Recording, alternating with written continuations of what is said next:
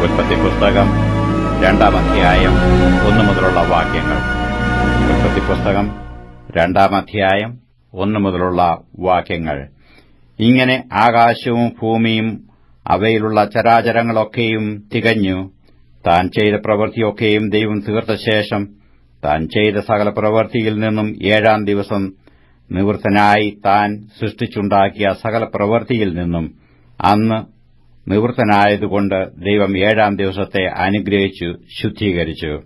യഹോവയായ ദൈവം ഭൂമിയും ആകാശവും സൃഷ്ടിച്ച നാളിൽ ആകാശവും ഭൂമിയും സൃഷ്ടിച്ചതിന്റെ ഉൽപ്പത്തി വിവരം.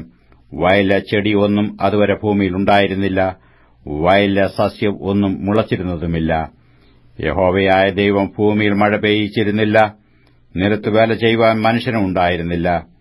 ഭൂമിയിൽ നിന്നു മഞ്ഞു പൊങ്ങി നിലമൊക്കെയും നനച്ചു വന്നു. യഹോവയായ ദൈവം നിലത്തെ പൊടികൊണ്ട് മനുഷ്യനെ നിർമ്മിച്ചിട്ട് അവന്റെ മൂക്കിൽ ജീവശ്വാസം ഊതി മനുഷ്യൻ ജീവനുള്ള ദേഹിയായി തീർന്നു. അനന്തരം യഹോവയായ ദൈവം കിഴക്ക് ഏദനിൽ ഒരു തോട്ടമുണ്ടാക്കി താൻ സൃഷ്ടിച്ച മനുഷ്യനെ അവിടെയാക്കി.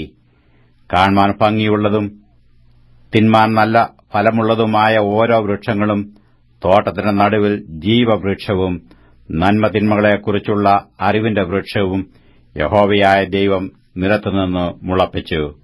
തോട്ടം നനപ്പാൻ ഒരു നദി ഏദനിൽ നിന്ന് പുറപ്പെട്ടു. അത് അവിടെ നിന്ന് 4 ശാഖയായി പിരിഞ്ഞു. ഒന്നാമത്തേതിന് പീശോൻ എന്നു പേർ. അവ ഹവീലദേശമൊക്കെയും ചുറ്റുന്നു. അവിടെ പൊന്നുണ്ട്. ആ ദേശത്തിലെ പൊന്ന് മേത്രമാകുന്നു. അവിടെ ഗുൽഗുലുവും ഗോമേതകവുമുണ്ട്. 2-ാം നദിക്ക് ഗീഹോൻ എന്നു പേർ. അത് കൂശ് ദേശമൊക്കെയും ചുറ്റുന്നു. 3-ാം നദിക്ക് ഹിദ്ദേക്കേൽ എന്നു പേർ. അത് അശ്ശൂരിനും കിഴക്കോട്ട് ഒഴുകുന്നു. 4-ാം നദി ഫ്രാത്ത് ആകുന്നു. യഹോവയായ ദൈവം മനുഷ്യനെ കൂട്ടിക്കൊണ്ടുപോയി ഏദൻ തോട്ടത്തിൽ വേല ചെയ്യുവാനും അതിനെ കാപ്പാനും അവിടെയാക്കി. യഹോവയായ ദൈവം മനുഷ്യനോട് കൽപ്പിച്ചത് എന്തെന്നാൽ, തോട്ടത്തിലെ സകല വൃക്ഷങ്ങളുടെയും ഫലം നിനക്ക് ഇഷ്ടം പോലെ തിന്നാം, എന്നാൽ നന്മതിന്മകളെക്കുറിച്ചുള്ള അറിവിന്റെ വൃക്ഷത്തിൽ ഫലം തിന്നരുത്, തിന്നുന്ന നാളിൽ നീ മരിക്കും. അനന്തരം യഹോവയായ ദൈവം മനുഷ്യൻ ഏകനായിരിക്കുന്നത് നന്നല്ല, ഞാൻ അവന് തക്കതായ ഒരു തുണ ഉണ്ടാക്കിക്കൊടുക്കും എന്ന് അരുളിച്ചെയ്തു. യഹോവയായ ദൈവം ഭൂമിയിലെ സകല മൃഗങ്ങളെയും ആകാശത്തിലെ എല്ലാ പറവകളെയും നിലത്തുനിന്ന് നിർമ്മിച്ചിട്ട് മനുഷ്യൻ അവയ്ക്ക് എന്ത് പേരിടുമെന്ന് കാണുവാൻ അവന്റെ മുമ്പിൽ വരുത്തി. സകല ജീവജന്തുക്കൾക്കും മനുഷ്യൻ ഇട്ടത് അവയ്ക്ക് പേരായി.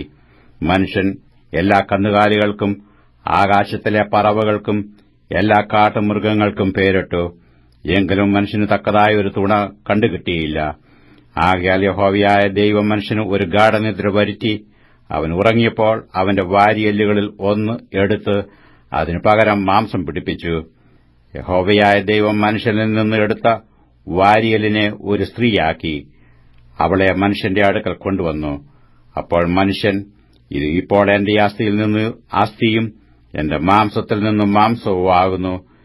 ഇവളെ നരനിൽ നിന്ന് എടുത്തിരിക്കയാൽ ഇവൾക്ക് നാരി എന്നു പേരാകുമെന്ന് പറഞ്ഞു. അതുകൊണ്ട് പുരുഷൻ അപ്പനെയും അമ്മയെയും വിട്ടുപിരിഞ്ഞ് ഭാര്യയോട് പറ്റിച്ചേരും. അവർ ഏകദേഹമായിത്തീരും. മനുഷ്യനും ഭാര്യയും ഇരുവരും നഗ്നരായിരുന്നു. അവർക്ക് നാണം തോന്നിയില്ലതാനും.